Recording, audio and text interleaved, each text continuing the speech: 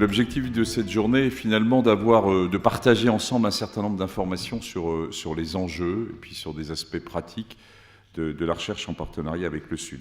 La recherche du partenariat avec le Sud a quand même un certain nombre de clés qu'il faut savoir respecter. Les mots essentiels, ce n'est pas de la recherche au Sud, c'est de la recherche en partenariat avec et pour le Sud.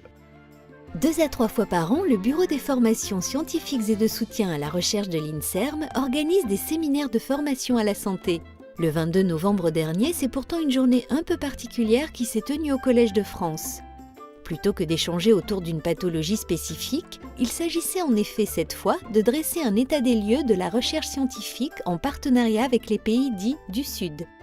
Pour moi, l'intérêt, c'est de mieux connaître quel type de recherche peut être réalisé avec les pays à ressources limitées, en particulier pour ceux qui ne sont pas encore impliqués dans ce type de recherche, en particulier les jeunes, parce que souvent ça leur fait un petit peu peur, et je pense que cette peur s'explique par un manque de connaissances.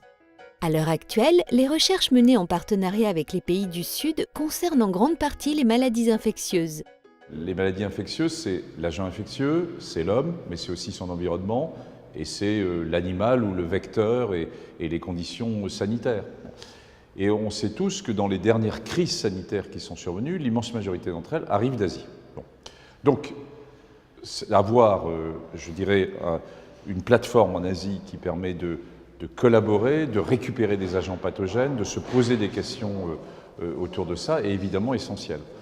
Donc, dans la nouvelle vision des maladies infectieuses, ne pas travailler avec le Sud, ça serait une hérésie. Faire progresser la recherche dans le domaine des maladies infectieuses n'est pourtant pas le seul enjeu de ce type de partenariat. Au-delà des pathologies infectieuses émergentes et réémergentes, il y a les pathologies non transmissibles, émergentes, qui existent, elles, déjà chez nous et qui sont en train de se développer également dans ces pays. Par exemple, le cancer, par exemple, tout ce qui est autour de la nutrition, curieusement d'ailleurs de l'obésité, des maladies cardiovasculaires. Donc, ce sont des enjeux très importants de recherche. Et puis, c'est des enjeux aussi de politique, de diplomatie, ce qu'on appelle la diplomatie sanitaire. Et on sait tous que quand on touche à la santé, on touche au cœur du débat citoyen.